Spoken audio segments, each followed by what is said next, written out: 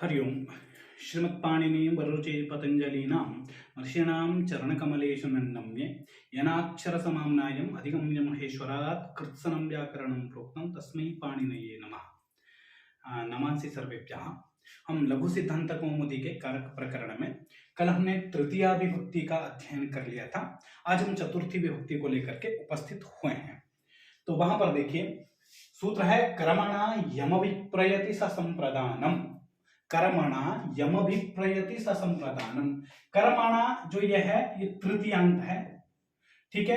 यम यह है प्रथमांत है और अभिप्रयति क्रियापद है, ठीक है।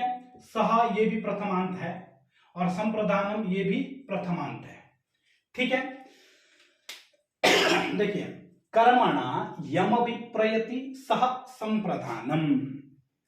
देखिए कुछ भी नहीं है।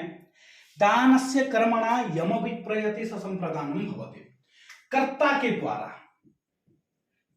के द्वारा जिस किसी को भी दान देने के लिए प्रयोग किया जाता है अथवा जिस किसी को भी दान दिया जाता है वो क्या कहलाता है? वो संप्रदान कहलाता है, ठीक है। कर्मणा यम अभिप्रयति अर्थात जिसको अभिप्रेत होकर के सह कहा सा संप्रदानम।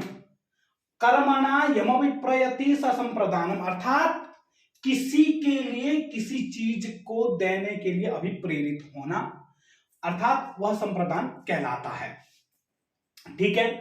संप्रदान अर्थात सम्यक प्रदानम संप्रदानम। संप्रदानम इत्युक्ते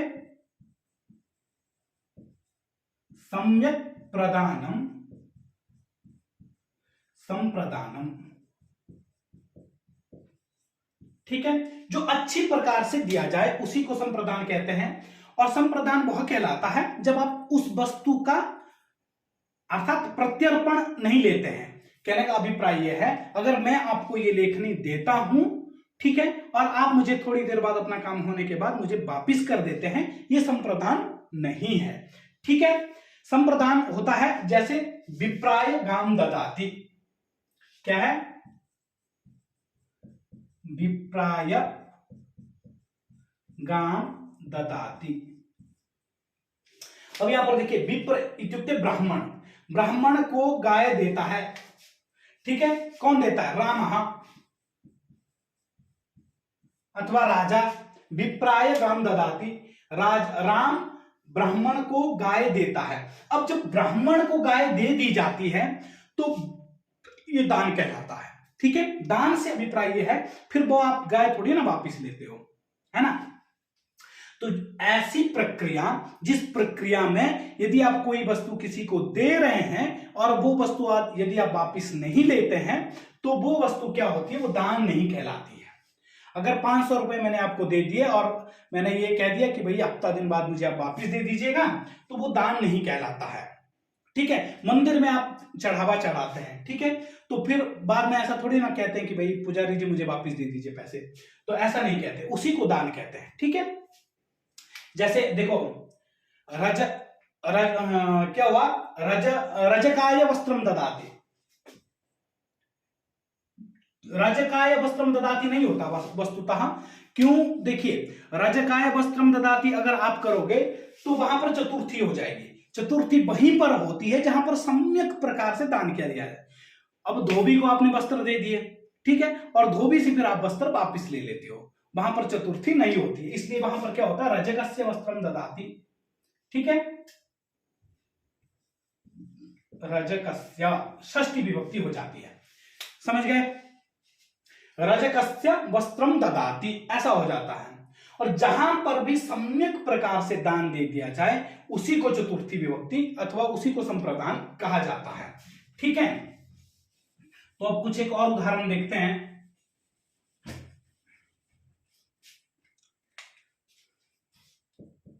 रामः श्याम को फल देता है, फलम ददाति। अब यहां पर देखिए रामः श्याम फलम ददाति ऐसा लिखा है मैंने। अब यहां पर हमें विभक्ति लगानी है, ठीक है। अब कौन सी विभक्ति लगेगी? देखो सिंपल सा फंडा है लगभग कि दाने दाने देने के योग में जब ददाती का प्रयोग आप करोगे तो हमेशा चतुर्थी विभक्ति का ही प्रयोग होगा। ठीक है, दान योग में कौन सी विभक्ति होती है? चतुर्थी विभक्ति होती है, सिंपल तौर पर अगर हम समझे तो। ठीक है, तो श्याम शब्द की चतुर्थी विभक्ति में क्या होगा? श्यामाय।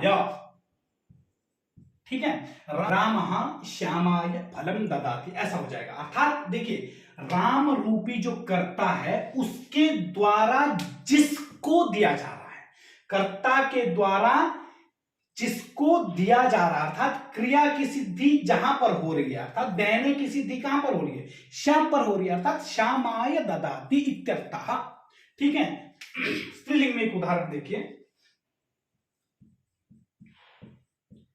सीता गीतायै पुस्तकम ददाति।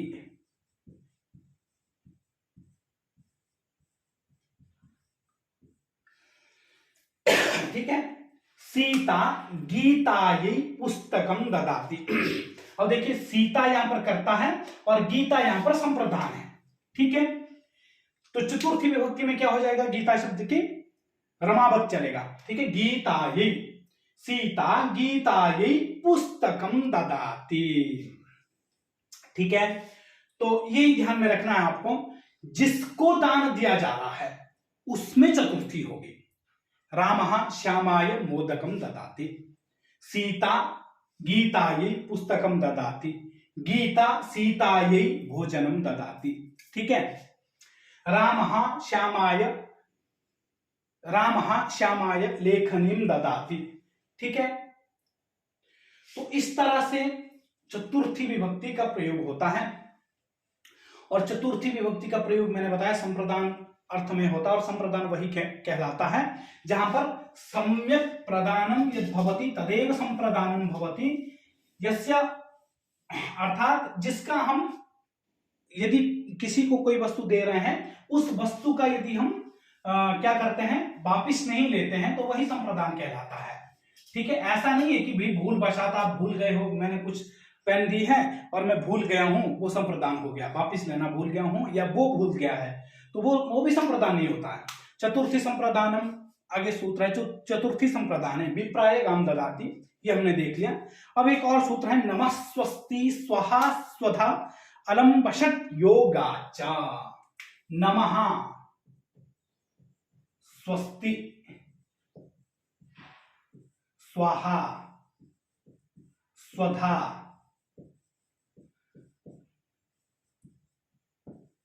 अलम वषट, इन योगों में भी क्या होती है? चतुर्थी विभक्ति का प्रयोग होता है। ठीक है, इनमें भी क्या होता है? चतुर्थी विभक्ति का प्रयोग होता है। देखिए, जैसे रामाय नमः, रामाय नमः, श्यामाय नमः। ठीक है, सीतायै नमः, गीतायै नमः। ठीक है, नमः के योग में कौन सी विभक्ति का प्रयोग होता है? चतुर्थी विभक्ति का प्रयोग होता है। स्वस्ति, स्वस्ति, स्वस्ति इस शब्द के योग में भी क्या होता है? चतुर्थी विभक्ति का प्रयोग होता है। इसका उदाहरण दिया है, प्रजाभ्यः स्वस्ति। क्या है? प्रजाभ्यः,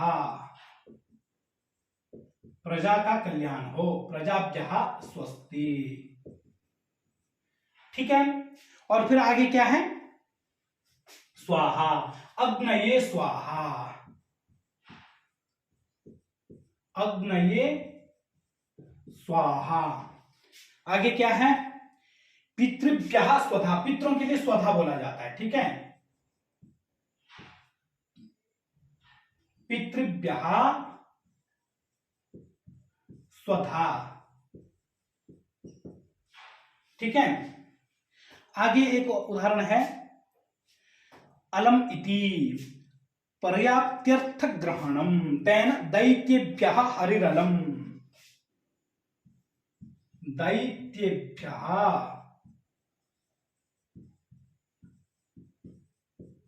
हरिः अलम। ठीक है,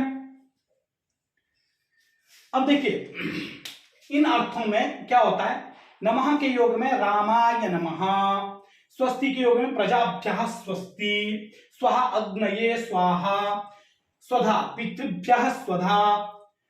अलम, अलम का अर्थ होता है दैत्येभ्यः हरि अलम, अर्थात पर्याप्त है दैत्यों के लिए, दुष्टों के लिए।